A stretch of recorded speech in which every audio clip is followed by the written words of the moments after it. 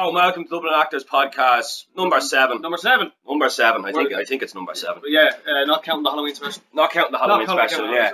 But you're delighted to join us again in the studio, and we have Connor and Miley here with us today. How are you doing? Lovely to have you. And as usual, Good fucking Duffy.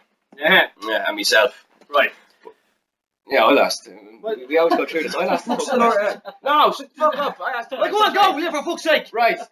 Tell us, we start off the usual thing. What inspired you to become an actor, Connor? Yeah. What inspired me to become an actor? I think from a young age, my brother, I've 7 older brothers. From a young age. And Big one family, sister. yeah. Big family. 9 kids altogether. No parents, just kids. No.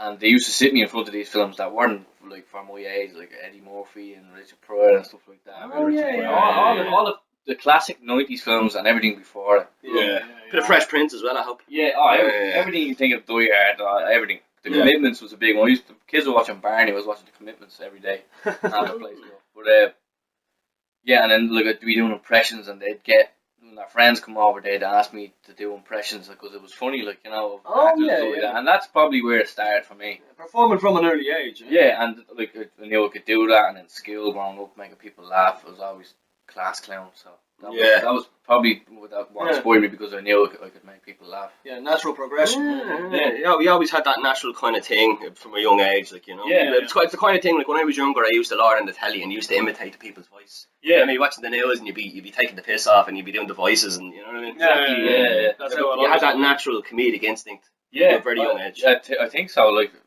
just the only thing I was ever really good at, just making people laugh, you know. But yeah, that's probably the main thing that inspired me. And obviously, growing up, all I've been fans of, like, you know, Robert De Niro, Al Pacino, all the gangster movies. We know Goodfellas. All the greats. All the greats.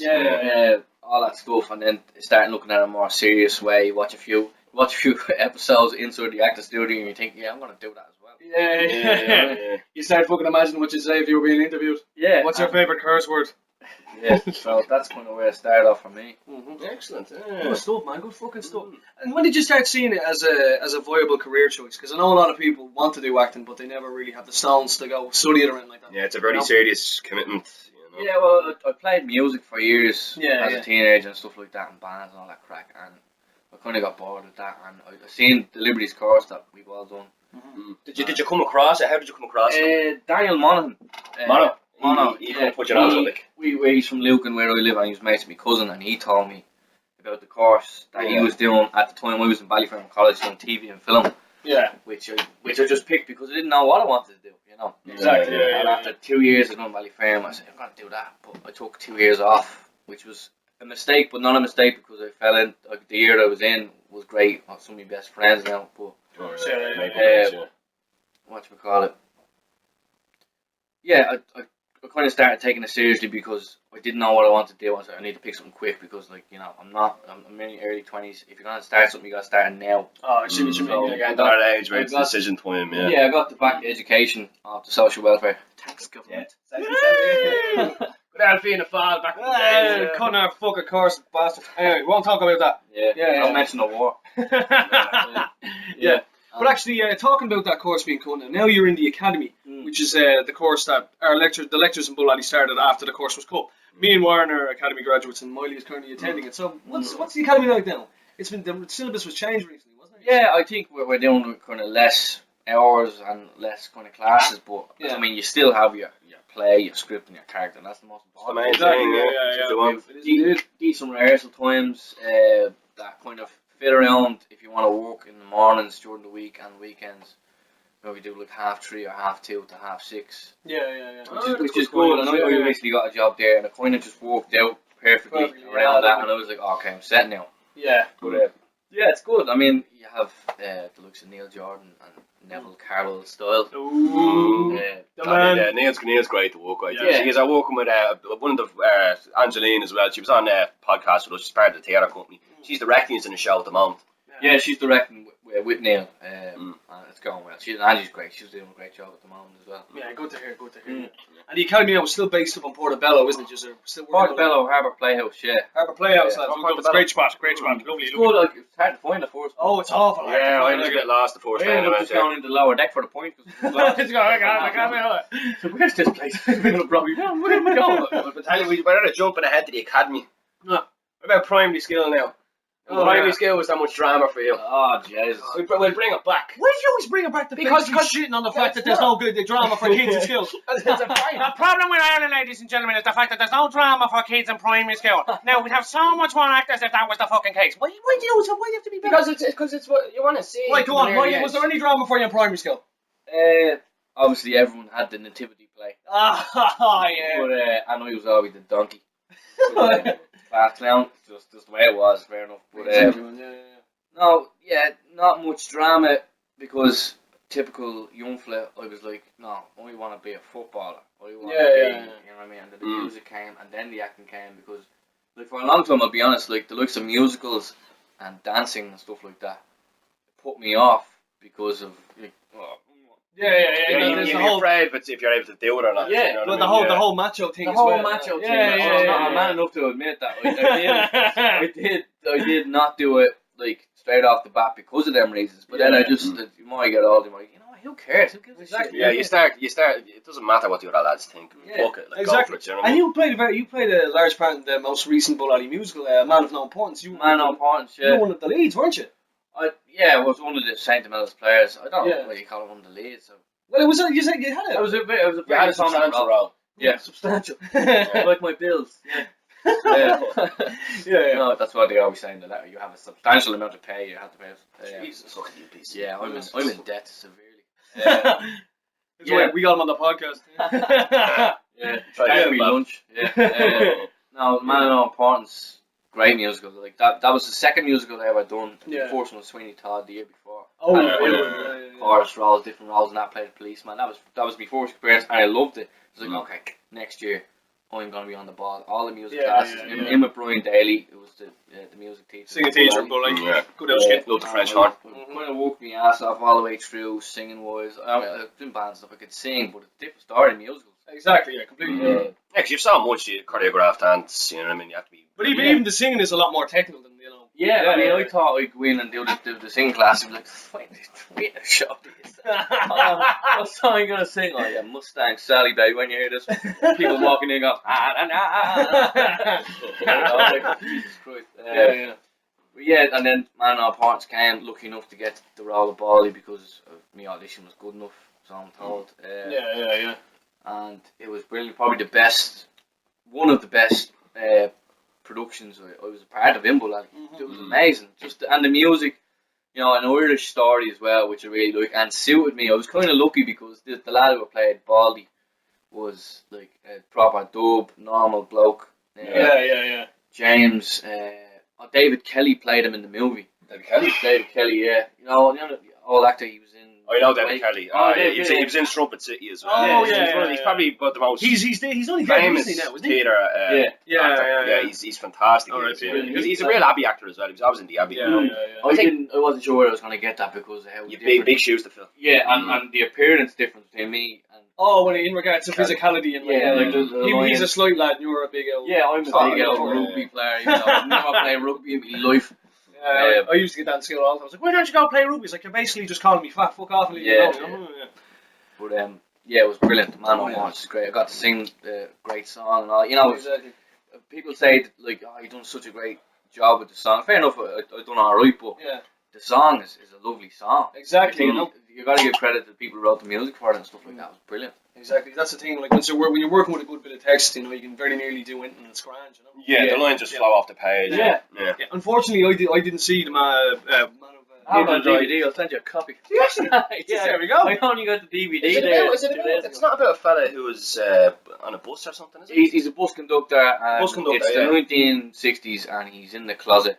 I've seen a film. I think I've seen a film. The film came out in the 90s. Albert Finney. Yeah, fantastic. And David Kelly played Bally and stuff. Because I remember seeing the film, and then I got onto the bus the next day, and I was, nobody talks, and You know, because and you'd never see a fucking bus conductor nowadays going on and checking tickets, like, you know. No. But he'd go down the back and he'd sing songs and he'd chat away to people. He's real social. Different time, more of a romantic time. It's so sad that, you know, people are so fucking closed off. You know what I mean? Like, you go onto a bus and you see fucking people with a guitar on the back having a bit of a sing song and a laugh. You know. Mad. Yeah. I think we should bring it back to them days. You know what I mean? Yeah. Although some of the people who from different countries will come over and look at us like we're bleeding mentals. You know, we don't need to drop a drink as well. Social. Well, the most entertaining thing you see in a bus now is a junkie giving out to the bus driver. Exactly. Yeah. It's just the way the fucking times are gone, you know. Yeah. Got the prices up as well, for fuck's sake. Cheeky fucking prices. What's a lead card? What's a man who don't got the money for? Jesus Christ, we got onto society all of a sudden. Right, bringing it back now. You're in a show now. What's it called? The faux show. The faux show. Hold on, we forgot about secondary school. Shut the fuck up! Shut the fuck. Let's go back. Let's go back to secondary school. This is way inside the active studio. All right. Secondary school, Miley. Was there any drama in secondary school for you? Fuck off. Grant, thank fuck. We'll move on to the faux show that's on next week in the Peer Centre. Yeah, next week in the Peer Centre. So just give the people at home a gist of what it's all about. The faux show, original title of the play is Can't Pay, Won't Pay. Dario Fo wrote it. I didn't know much about Dario Fo. Read up on a little bit, kind of an interesting playwright. Really funny. Like we sat and we read through the script on the first day. So it's a comedy, yeah? Oh, it's comedy, yeah. Cool. Comedy. Is it a bit of Carry On? It was Sant'Angelo. Was it a bit kind of like a Carry On? A little bit. Italian accents. It's written as it was the translation. I think we were written. It was like a Cockney accent. All right. So we changed it back to Italian accents, and it's worked out really well. Lovely. It's very funny. Excellent. Hello, all that stuff going on. It's good. But we sat there on the first day, and you know when it's really well written when you're sitting in a circle reading through the script for the first time. And you're in balls laughing. Because, like, and we're all like reading bits and stuff like that. And we were doing it in the Cockney accent at first, and it was funny. And we thought, this is going to be a good play. You know, when the words do the work for you. Exactly. You always know when you're at the start of a good show, you know. Yeah. I mean, that's you can tell from the first day when they should have read through. You know? Yeah. Exactly. Depending on so a good chuckle. we're hoping we do a good job next week. He's get on great. There's a few surprises in store that people go. I'm actually upset we can't see it. We're in the show next week. You're doing your show next week. We can't see it, you know. Well, we'll to see it, like, we'll go on to that now in a moment. Now, your show it's running out of the Pierce. I'm just saying I'm not. You know what I mean? Jesus Christ! So your show is running out of the Pierce Centre on Pierce Street, ladies and gentlemen. Obviously, it's quite hard to find now. It's a club beside a methadone clinic. So if you're looking for it, and if you see a lot of junkies, you've got. It's next to the Trinity Capital Hotel. Right next door to the Trinity Capital Hotel. Jesus Christ, you're useless with directions. Yeah, dude. Around the corner. It's kind of funny though. You have the Trinity Hotel. Like it's basically like I actually walked the first time I went. I was on user play, Wait Until Dark. Yeah. I walked into the drug centre. Fuck off! I walked in and I was like, "What's going on here? All right, man. Are you in this play? What's the crack?" I rang Robbie. Where is this place? I always think Robbie or Rob whenever I can't find where I'm going. It's pretty safe, eh? You know, he's a navigator. Yeah. He has Google Maps. I don't. Oh yeah. Why would you have Google Maps? I do have Google Maps. It was just a terrible joke. Oh yeah. Oh, I see. Fuck's sake. Yeah. Coffee on the hop, right? That was a lovely cup of tea, by the way. It was. We're all me and Miley now. We've gone clean alcohol, clean now. Handy's back on the juice. Sponsored by Tyski as always, ladies and gentlemen. Yeah. But now about us now for a minute. If you'll indulge us. Yeah, I want to hear more. Me and Warren are performing at the same time next week as Connor. So you have two shows to see next week, ladies and gentlemen. No excuse. You have the faux show on at the Peer Centre. What time? 7 o'clock. 7 o'clock at the Peer Centre. Yeah. And then it could be 7:30, but we're gonna take 7 anyway. Sorry, 7. Just be around for 7. Get him a quarter past. You want to beat the queues, you know. You want to beat the queues, man. And we're in the Caucasian Chalk Circle on the Teachers Club by Latouche. In the Teachers Club. In the Teachers Club. On the Teachers Club. What, we're on the roof? Yeah, on the stage. Berthold Breck, the Caucasian Chalk Circle. We're performing that in the Teachers Club, the pair of us. Brett. Well, Brett. But it's not just us, obviously, there's a massive cast. Yeah, there's a big enough cast. There's a few other, James O'Connor's in it, and so is George Worrell as well. And a couple of other people we went to college with. Great show, epic play. There's plenty of stuff. You laugh, you'll cry, you'll laugh again, you'll probably cry again. I don't know. Come see it. It's a great fucking show. Yeah, it's alright. I'm actually really disappointed about it. Yeah, I'm fucking raising. I can't see your fucking thing. Yeah. Someone should just record it. Yeah, nobody records these fucking plays. Yeah, but that's the thing about theatre, lads. You can't watch record. You can't watch. You can't. No. You see, you lose probably about 80% of the experience. You know, like if you can't smell the lad beside you when he's farting in the dark, you know. True. That's a big part of it, you know. Oh, speaking of this, I'm going to throw you under the bus if you don't mind. No, go on, no. You fucking won't. Anyway, we'll move on swiftly from that, right? Shut the fuck up. Right, you've got 3 seconds to come up with the questions, or you're going on the fucking bus. Right, 1. No, you can shut the fuck up. Shut the fuck up. Tell me now, like, do you still study, do you still direct in the academy as well? Because when we were there, we were allowed to direct, and we were out. We had writing classes, and some people might have. We have clown classes with that'd be good. Oh, deadly. I can't, but he's a brilliant bloke. Very physical theatre. Yeah. But clowning theatre, that's what I think it's called. Is that the Michael? We walked in him, Michael. Yeah, he had him was on just fucking last WhatsApp. year. curly haired bloke. Yeah. Oh, we done class He's for very him good, in kind of preparation for this play because that was the kind of style, of course, physically clowning and stuff like that. And them classes were great. Really enjoyed them. It was just that and 1 or 2 other kind of workshop classes within ourselves and rehearsing for the play. Exactly. All moving towards the show, obviously. Yeah. I was just working towards the goal of the play more so than anything. But it's good to see the Academy still has that, because it's the same as Bullally, folks. Bullally was all about the show, the Academy's all about the show. You learn on the job. Exactly, yeah. The self-directing thing, though, like some other people might have a different opinion on it, but I kind of like just we have a director and let's just do what he wants us to do. You know, you do your own thing with your character, the whole lot, but obviously it's their job to trim it down. Don't directing it, trying to.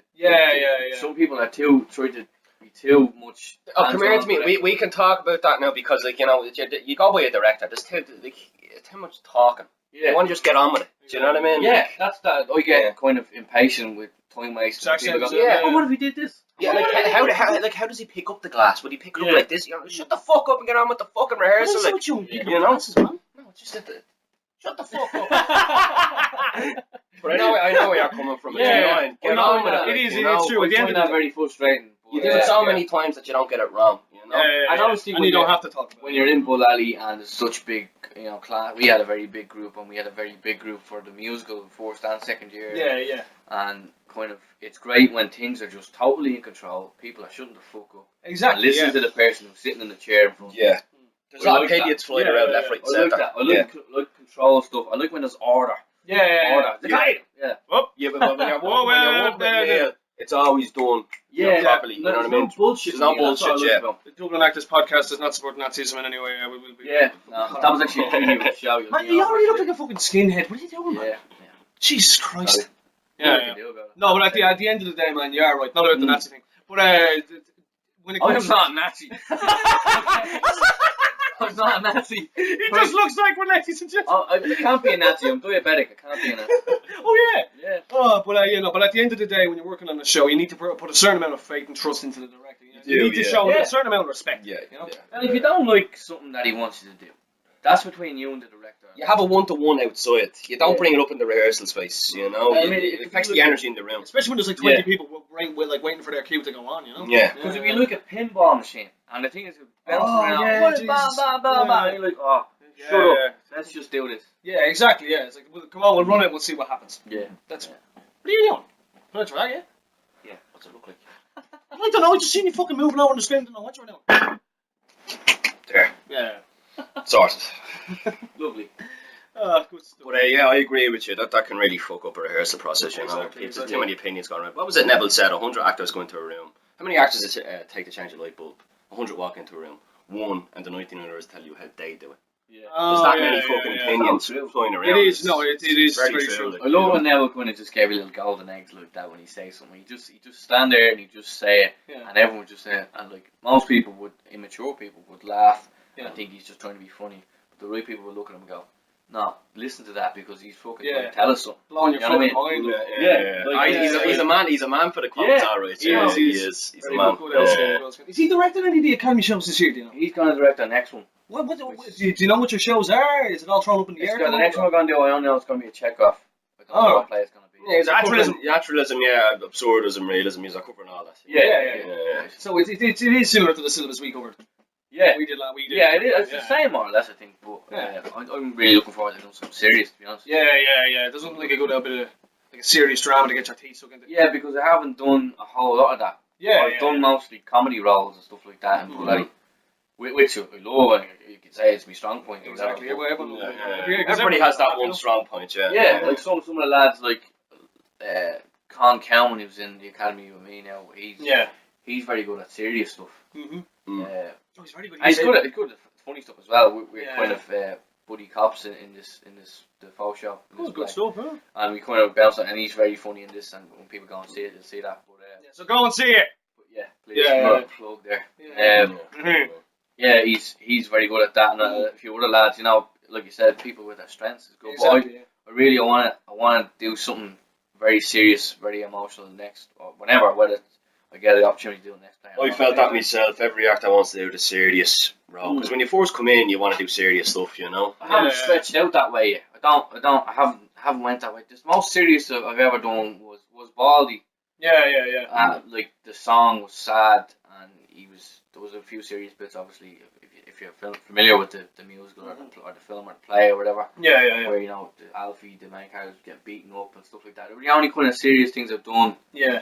Like all the rest was all just kind of comedy, so I really want to just you want to get back to that. You want to feel that again. I want it. And that was my favourite bit because it was new, and I was like, it was like you were clicking into something that you never really felt. I got a taste of it, so I want to do something really serious next. Well, you say the academy are great for that because over the course of our training, we did a touch of a wide spectrum of stuff. We did serious, we did comedy, we did stuff in between, we did musicals. You'll get your chat with the academy, You will, definitely. So you'll be fine, man. We'll see you bawling your eyes out on stage now in a couple of weeks' time. We won't miss the next one. We balling out because no one will be there. There's nobody here. But folks, go see the folk show on the Peer Centre next week, and then see the Caucasian Chalk Circle on Tuesday or Wednesday, and then go see the folk show on either Thursday, Friday, or Saturday. You'll be able to squeeze the two of them. Well, like 10 or Friday. It's nothing. Cheaper than a subscription to Sky Digital, so you'd be grand. Broaden your horizons. Broaden your horizons and educate yourself. So what is theatre for if that's not what it is, Live the experience. Actually, here's a question I'll put these lads. This is something one of the other lecturers said to me in Bullally a few years ago. I was like, why does theatre still exist if we have television and cinema? There you are. Food for thought now. Go. Because it still has a place in society. Oh, but what is that place now? We have TV now. I think it's the live element. Yeah, exactly. I mean, like, why do people go and see bands when they can listen to the CD at home? Exactly. Especially when the bands aren't great live. Did you ever see Kasabian?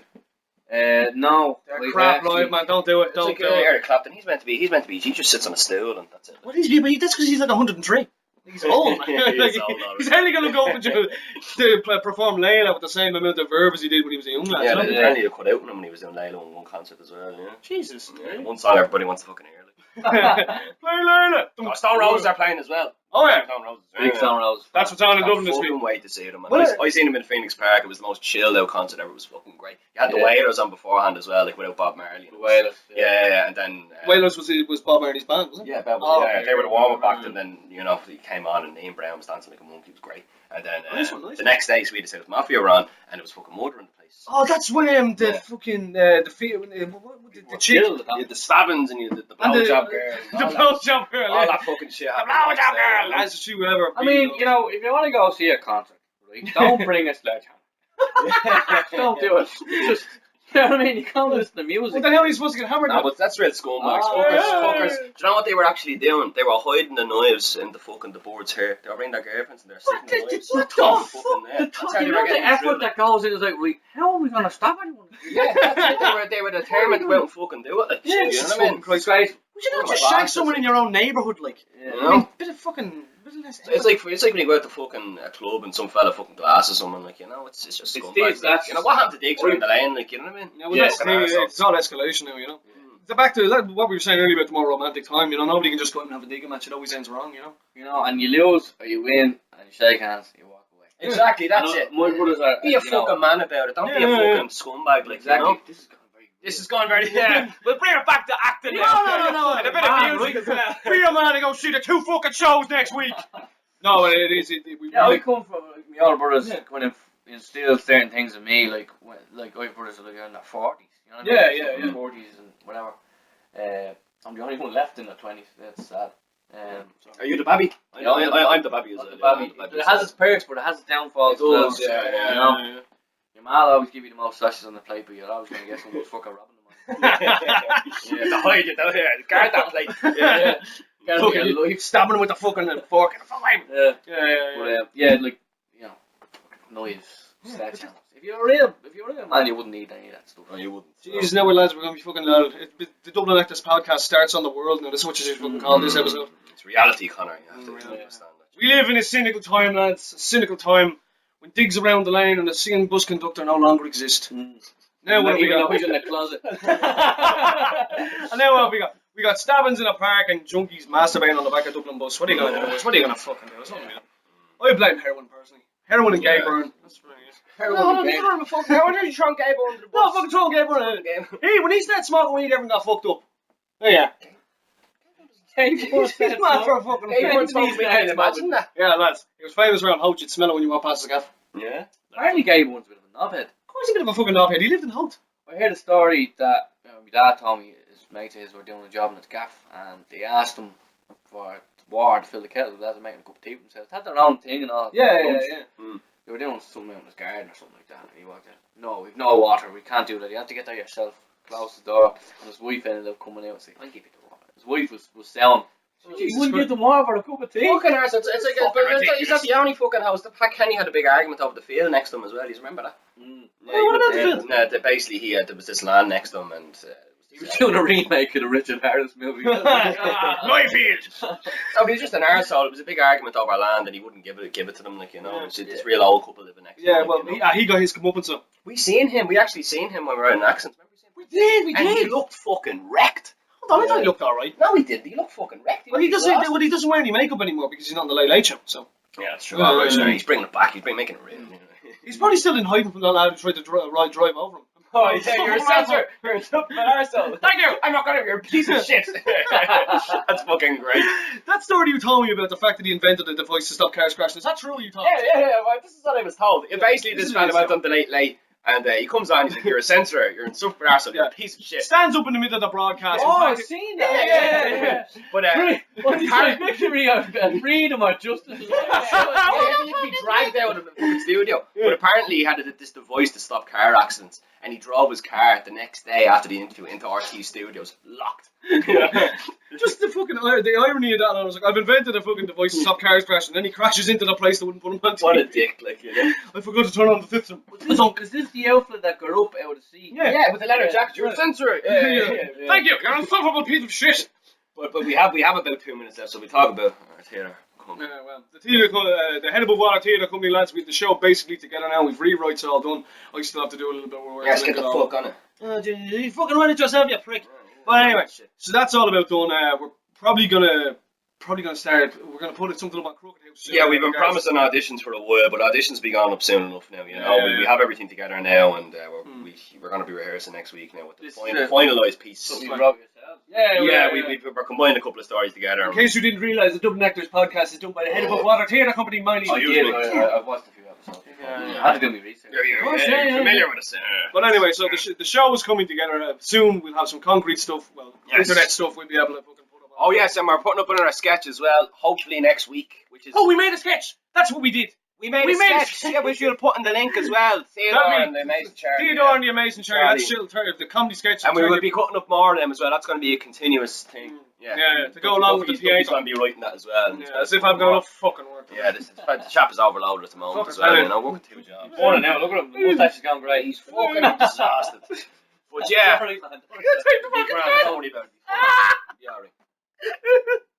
Anyway, so gave one Raleigh a joint. Right, we're into the last minutes of the recap. Dublin this week, you've got the Caucasian Chalk Circle on the Teachers Club, 7 o'clock. Tickets, I think, are €10. Tenner. Go, it's great, epic, a piece of epic theatre, change your life. You laugh, you'll cry, and you might even laugh again. And also, we've got the full show on in the Pearce Centre, done by the Academy of Repertory here, so some fantastic actors, directed by some fantastic people. Go see that. About €10 ticket, 15. 10, 12 euros. 10, 12 euros. Go see it. Just bring a score and buy a bag of chips. Bring a score, buy a bag of chips. Bring a can as well. Bring a can, yeah. You'll be fucking grand. And then to continue on, we'll have shit. We'll be uploading another podcast soon enough as well, and we'll be on a Christmas special as well. Keep your eye out for that, and more comedy sketches as well. Duffy has a fantastic idea for the next comedy sketch, and more Theodore than Charlie as well. Yeah, we'll pray that. So we'll be there. taking the hall soon enough. Yeah. Hey. But anyway, so we'll sign out anyway. Right. If you're, we don't be listening. That'll be 5 minutes. If you want someone to fireplace, you're a fucking peasant. Yeah.